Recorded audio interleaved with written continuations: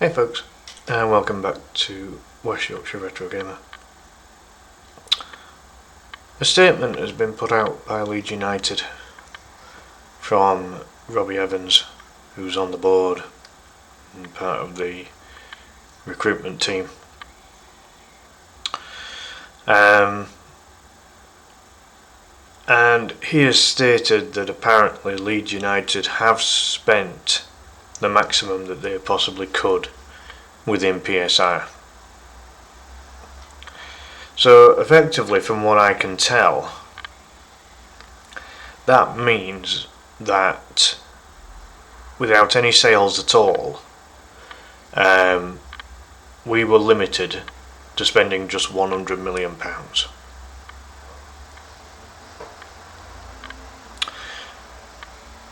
We've sold Greenwood for about £3 million, and then with all the incomings, we've spent approximately £103 million. Now these figures, they're not 100% accurate, but it's as near as damn it. And I'm just sat here thinking, how on earth has it been this bad compared to other teams? Now you can't just go out and say, well, one team's done such and such, so it proves it can be done, blah blah blah. Every club's finances are completely different, and this has to be taken into account. So if you take Sunderland, for example, the amount of losses that they were able to accumulate was different to ourselves. They made a couple of big sales with the likes of Bellingham and Watson. Their wage budget was lower than what Leeds' was. So Sunderland have got way more wiggle room to be able to spend more. And my God, have they spent more. They've spent somewhere between 150 and 200 million pound. And so with Leeds knowing what their limits were, could they have done things differently to ensure that the squad was accurately balanced? Because ultimately this hasn't worked out. We've still got Illan Meslier on the books, who's not going to play. Now that poor fella, he's in limbo now. He doesn't have a bloody clue what's going on. And we've still got to pay him, even if he don't play. Even if he's not registered as part of that. So here's the funny thing, right? The squad is currently showing as 24, but if you include Meslier, it's 25. So Meslier can still be included in the 25-man squad. But I've heard rumours that Meslier sold his home, was ready to move elsewhere, only to then be told that he's not moving, or that there's no club that's come in for him. I think that Leeds could have done more to help Meslier get a move.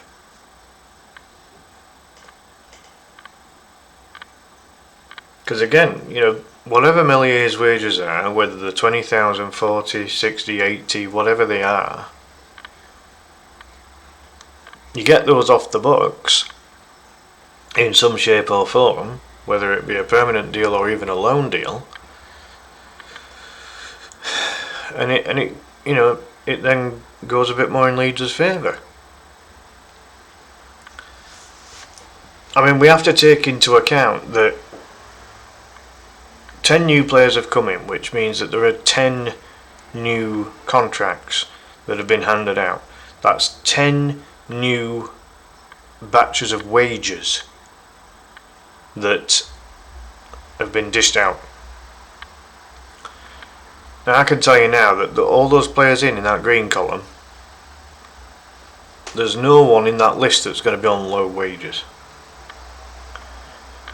Those players that have gone out in the blue column, I would say that you've got Firpo, Bamford, Verba, probably just those three that are on wages anywhere similar to what those 10 on the left are. Now, that's quite damning,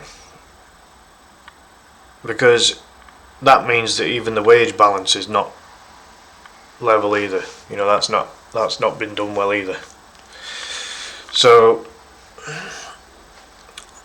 it's very difficult to come out with positives about what's going on here right now. The only thing that's going to instill positivity at the club is if we can somehow grind out some wins and get ever closer to staying up. But in the words of Leeds manager Daniel Farke, without the extra attacking reinforcements, this season is going to be very, very hard. It was going to be hard anyway.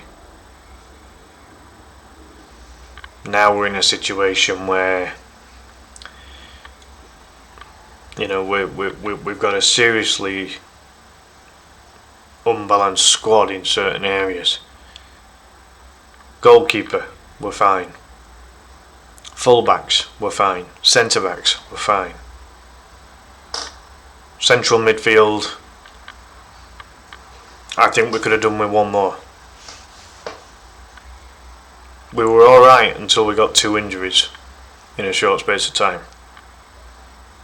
But with the formation we're using, we have no central midfielder to go on the subs bench. That should never have been the case, which is why we needed 6 instead of 5. Wingers.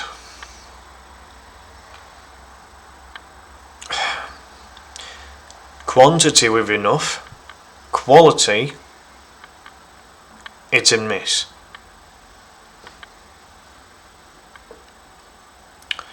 Strikers,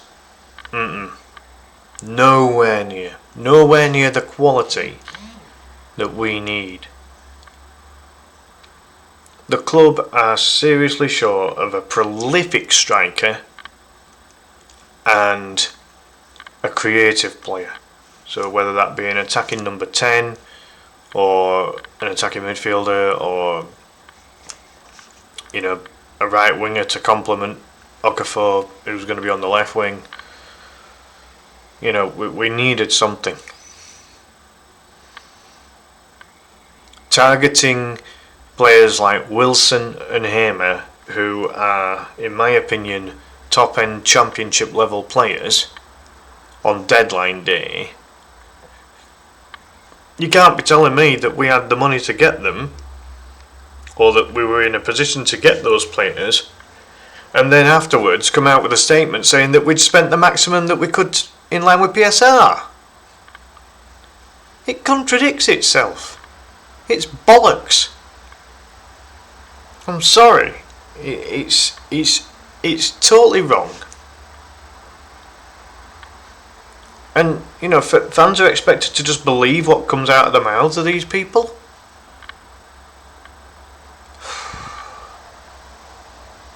I mean, we've got no option, have we? We have to believe what comes out into the general public. I mean, you either believe it, or you're basically accusing your club of lying.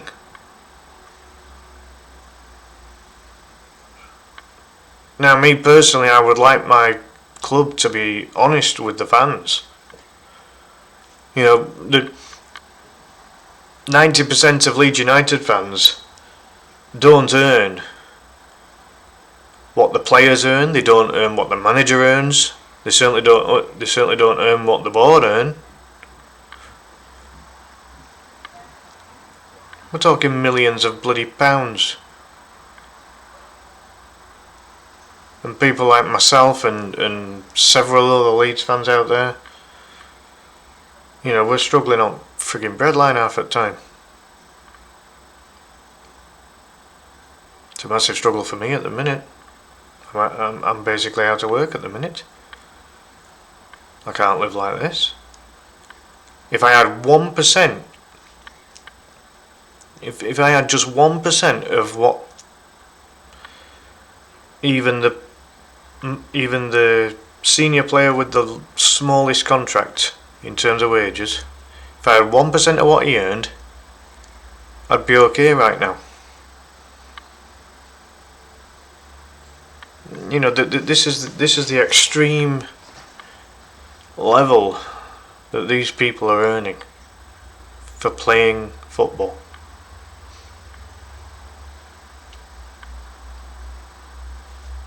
So the least that the club could do for the fans is come out with some bloody honesty. You know, Robbie Evans has basically come out and said that the deadline day was a disaster, but the overall transfer window was a success. I mean, the thing is, only time will tell with that, because these new signings haven't all bedded in and haven't all played a lot of games yet. That's the kicker with all this. In terms of getting players in for what might be seen as manageable prices. I mean, if the club knew that they could only spend a maximum of £100 million to stay within PSR, that explains why we've signed a pair of free transfers. That explains why two of the players were bought for less than 10 million quid. That explains why every other player was bought for under 20 million quid. Because the only way that you're going to get at least quantity, even if you don't get quality, is to make sure that you're not overcharged. So again, for a team like Sunderland, whose leeway was far bigger than Leeds', that's why they were able to spend 30 million on Diarra and we were only willing to spend 20. That's why they spent 16 on Sadiki and we were only willing to spend 10. You know, this kind of situation. This is why they were able to afford the wages of Granit Xhaka.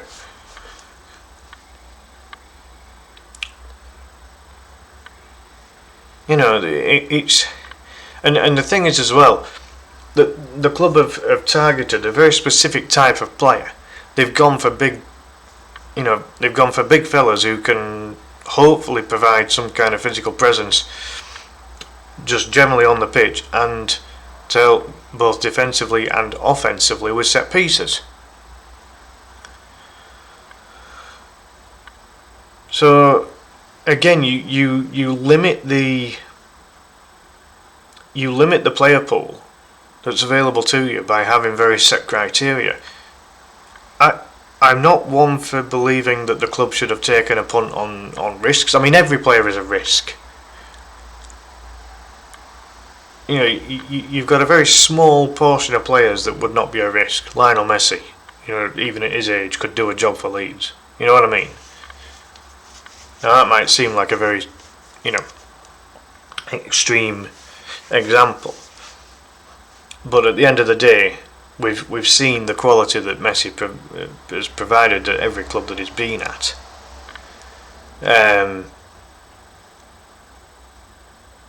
But again, that's just an extreme example. At the end of the day, there was always going to be a type of player that was going to be willing to consider a move to Leeds United. We are a newly promoted team. The club, easily top 10 in the country, right? But the team is a newly promoted team. And that is the big difference. That is the big difference here, right? Because teams like Bournemouth and I don't know, maybe Fulham, Crystal Palace, Wolverhampton Wanderers,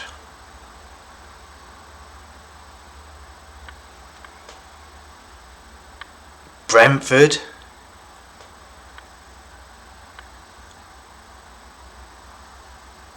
You know, these are just teams that I'm just kind of reeling off the top of my head. Even Brighton.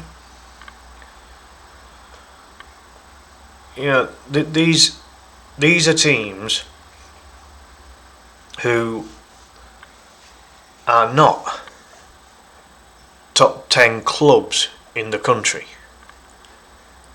But are they established top 20 teams? Oh yeah, you got to believe that, because they've had time to adapt to this division, and some of those that I've just reeled off are doing very, very well. Now Leeds as team can aspire to get onto that kind of level. We all know that Leeds is a top 10 club, but the team is not there yet. So when you look at these players that we've brought in, and you compare, and even comparing them to the 10 players that have left, is there an improvement of quality? Let's have a look at it. Try and compare players in terms of the relevant positions. So we haven't released any goalkeeper, but I would say that Perry is probably an upgrade on the rest that we've got at the moment.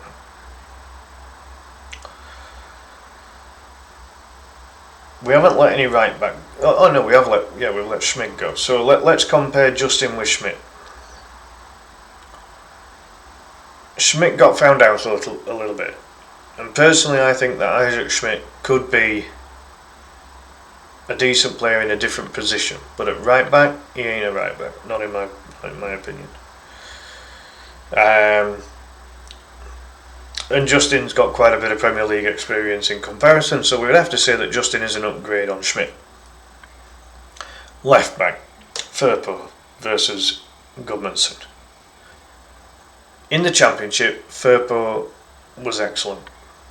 Really, really good. But he did get found out in the Premier League. He did come out and say that he'd gone through a lot of illness and injury, which was part of the reason why his performance in the Premier League with Leeds was not very good. But, I mean, it was night and day, chalk and cheese, wasn't it? You know, when you look at how good Firpo was in the Championship, and you compare it to how he was when he first joined Leeds, when we were still in the Premier League at the time, massive difference. So I you know, when I look at what Gudmundsson has done in the short time that he's been at Leeds, I think Gudmundsson could be the best signing we've made. I'm going to put that out there right now.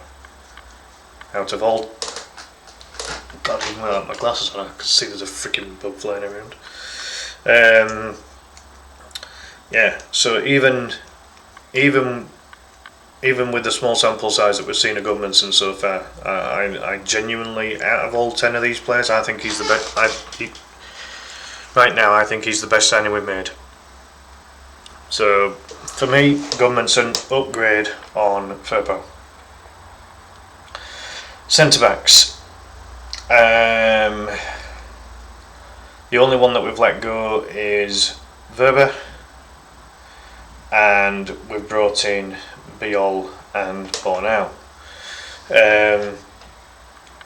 Now again, we've got an extremely tiny sample size of what Biol and Bornau can do, so very difficult to decide.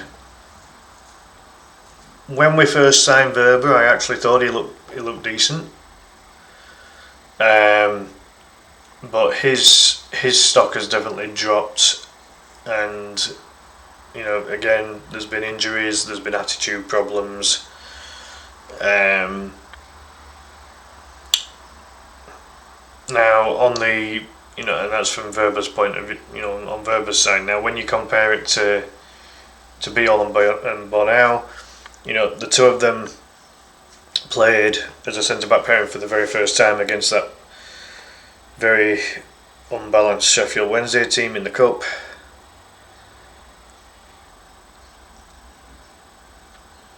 You can't really go off one game.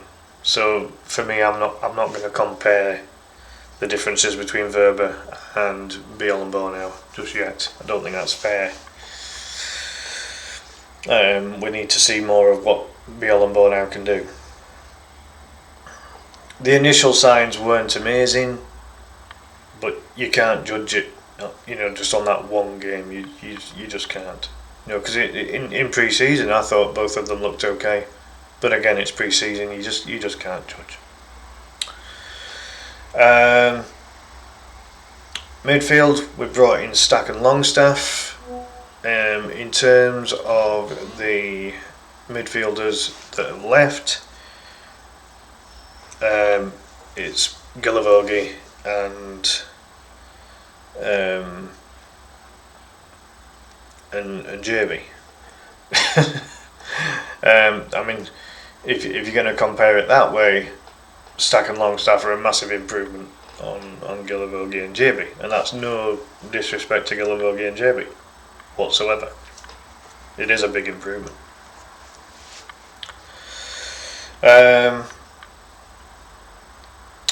Left winger, we've obviously brought in Noah Okafor, and we've let go Ladji Ramazani.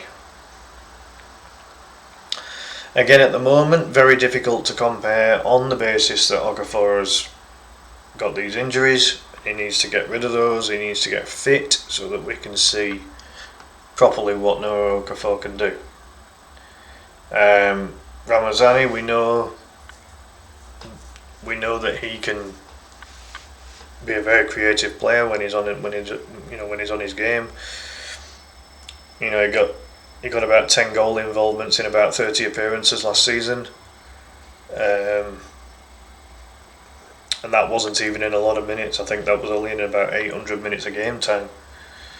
But Farke has suggested that unlike the other wingers at the club, that Ladji needs to improve his defensive capabilities. Needs to track back more and help out the fullback more.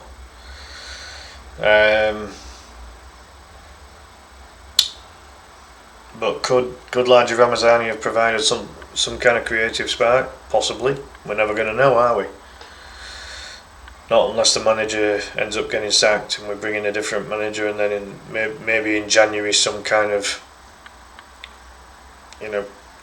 adjustment can be made to the loan deal that brings Ladji back. I don't know. I honestly don't know. I don't think there's a recall clause, but it would have to be something that would be mutually agreed between Leeds and Valencia at that point. So is Okafor better than Ramazani? Is Ramazani better than Okafor? Very difficult to tell. As I say, Ramazani bagged himself about 10 G&A in the Championship. Could Okafor bag himself 10 G&A in the Premier League? Only time will tell. There's no doubt that Okafor is a more physical specimen than Ramazani. Ramazani is probably even smaller than me, and I'm 5'7". Whereas Okafor's over 6 foot. So, I don't know. Moving on to the right wing, we didn't sign any right wingers, and ironically we didn't let any right wingers go. So that's easy. So then we're looking at 10s and 9s, attacking midfielders and strikers. The easiest comparison with these that we've brought in compared to what we've let go is Calvert-Lewin versus Patrick Bamford. Bamford we let go on a mutually terminated contract, which I don't think is amazing business, quite frankly, but that ship's sailed now.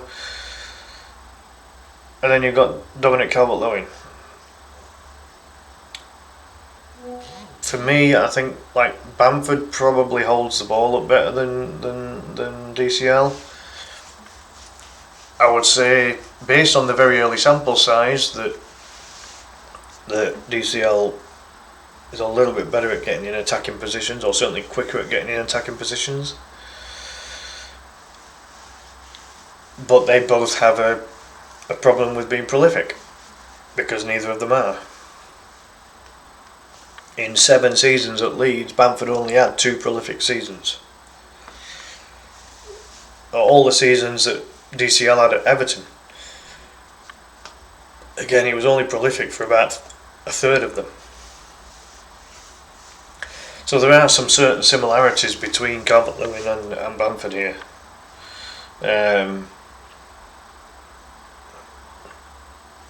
So if is Calvert-Lewin an upgrade on Bamford? It depends how DCL fits into the Farke system. Bamford fitted into the Farke system very, very well because of his hold-up play. He was able to bring in the wingers. When we were playing a 4-2-3-1, he was a very effective target man to be able to hold up the play, let the wingers bomb forward, and then release the ball to them. The downside with Bamford is that he then really couldn't get himself into the box enough, and then when the quality came into the box, he wasn't there half the time. I think that Calvert-Lewin has shown certain elements of where he is getting into good positions, and it's a case of us getting the service to him. So I would say that possibly, but it is very early days, that DCL might be a slight improvement on Patrick Bamford. Then there's Lucas Mecha.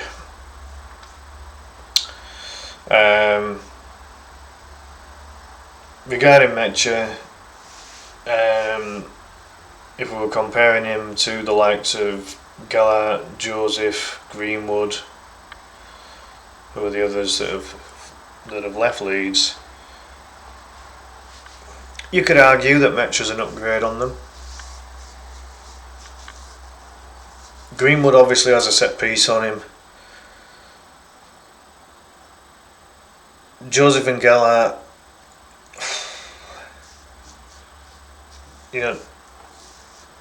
both very prolific at under 21 level, as was Greenwood, to be fair to him. But this is the Premier League. I don't know how good Mecha was for Manchester City's under 21s when he was an under 21 player for them. I don't know. But we're talking Premier League here. And could Greenwood, Joseph and Gallagher do a job in the Premier League? I'm not seeing it personally. Mecha's shown certain qualities that look quite good. He's over 6 foot and he's got some pace about him. He's strong. Again, he can hold up play like Bamford can. He can be a nuisance for defenders. Some people might argue that Mecha could be a better free transfer than Calvert-Lewin. Possible. I mean, as things stand, alright, it was a penalty, but so far Mecha's scored one and Calvert-Lewin hasn't scored anything yet. So, what do you do?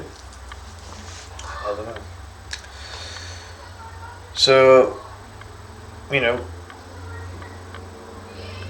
terms of the players that have gone out and the players that have come in, overall, you'd probably have to say that the squad is upgraded. But it's clear that we're still missing a right winger, we're still missing a creative attacking midfielder or 10, and we are still missing a prolific striker. And those 3 reasons, or those 3 points are the reasons why this transfer window cannot be rated at like an 8 or 9 out of 10. And that realistically it's more a 4 or a 5. 6 at very best. Again, very difficult to grade based on the fact that we haven't seen what these players can do yet. It's all very well signing a bunch of players, but these players still have to do a job. Again, look at the signings that the likes of Sunderland and Burnley have made. Well, only time will tell as to whether they're any good or not. So, there we go. But yeah, just £100 million to push the limits of PSR. I'm baffled. I'm absolutely baffled. I'm amazed that the club, with all of the money that they have available in terms of ownership, and we can't spend bugger all of it, just to stay within these rules that are clearly, these PSR rules, formerly FFP rules, that clearly aren't suited to clubs who come up from the Championship, and that they're totally in favour of those that are already established in the Premier League. The rules were brought in to supposedly balance things out between clubs. Well, it clearly hasn't worked. Liverpool spent more on one player than we did on 10. Twice. Let that sink in. Liverpool spent more even without their two players that they brought in for over 100 million each.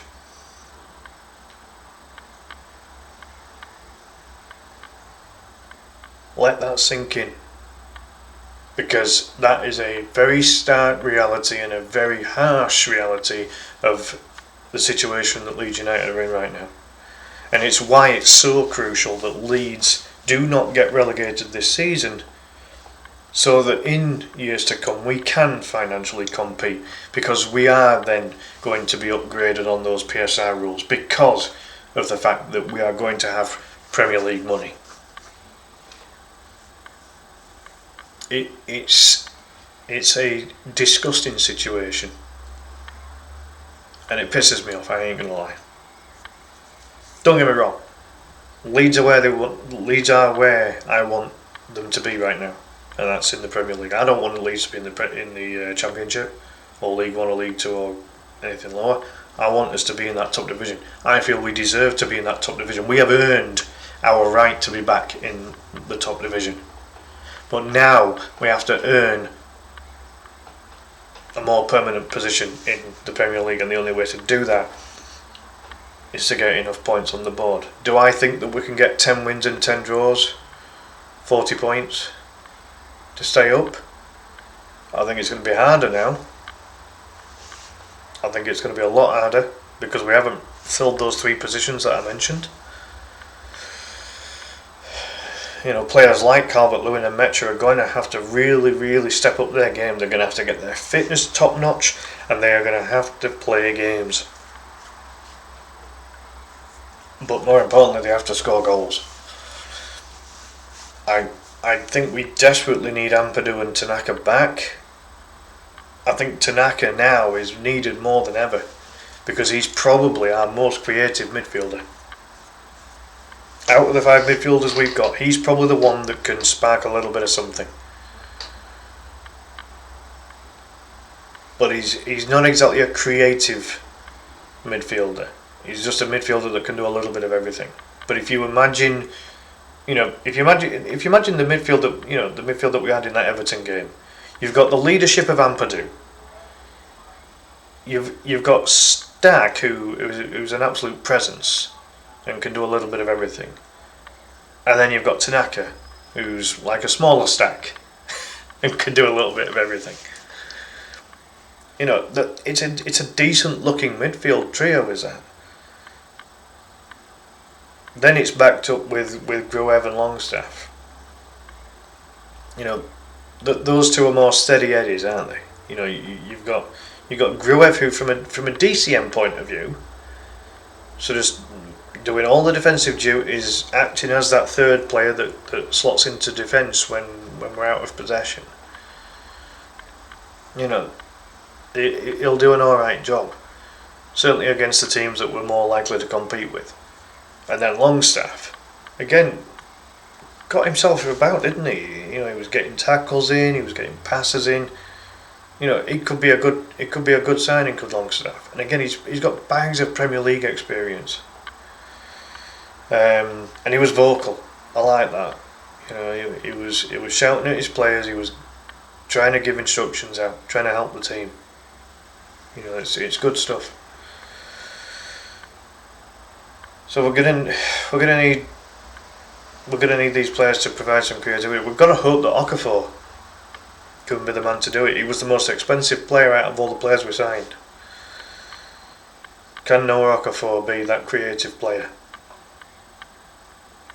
We're relying on the likes of Okafor, Nonto, James, Harrison, Aronson, any of those boys to get the assists, to create the chances for the likes of Calvert-Lewin, Metcha and Pirro to bag the goals. And it's all probably going to be shared between them all. Then we need the likes of Strauch and Rodon and Biol and Bornau, to get up there for those corners and set pieces. To add even more height and even more aerial prowess.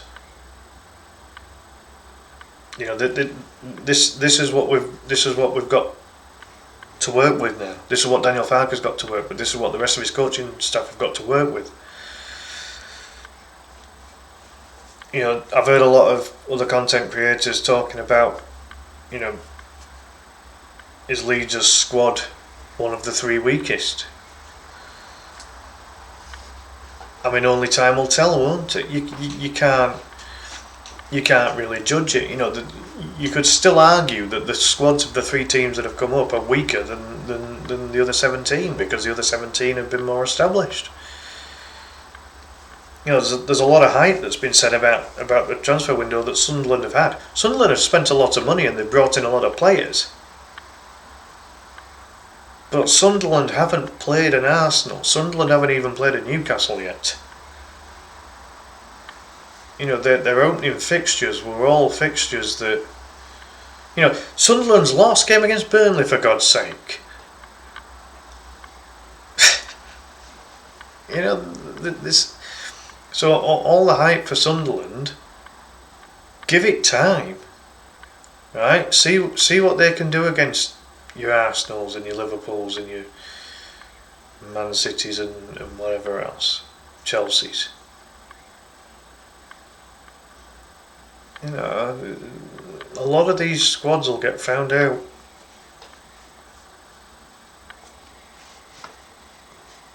Then again, maybe they won't. Then again, maybe they will put up a fight. Who knows? We will only know as the fixtures come on. I truly believe that the next 3 fixtures could be crucial for Leeds in the short term, because I think that we might have a chance of actually staying unbeaten in those 3 matches. I think we'll get walloped by Tottenham, which happens just after, and then after that we've got Burnley, which is a match that we really have to win. This now is crucial for getting those wins and draws as early on as we can. However, I will point out the final 10 games of the season, it could be a lot worse. Because before a ball was kicked this season, I looked at the final 10 games and noticed that we don't have any of them. I don't think we've got any of the major big hitters. And by that point, we're deep into the season. The so-called bigger clubs will be heavily involved in cup competitions, you would imagine, whether it be domestic or European. And it might just be the opportunity that Leeds need to be able to bag a few points to ensure survival. But we shall see. Anyway, I'll leave it there, folks. Big thank you for watching. If I can come out with a positive video about Leeds United sometime soon, I will be delighted, because it really has been a struggle. But sticking with the club all the way, always do. That's my duty as a fan. I will always stick by Leeds United. I stuck with Leeds United when we were scuppered in League One, and I will stick with the club while we fight for survival in the Premier League. So I'll leave it there, folks. Do put your thoughts in the comments down below. Do you believe everything that the club has mentioned so far regarding the transfer window? You know, has the club been put in a realistic position where £100 million has really pushed the PSR? I don't know. But whatever the case, as I say, I'll leave it there. Big thank you for watching. Do please give the video a like. Do please subscribe to the channel if you haven't already. And I will see you next time. Bye for now.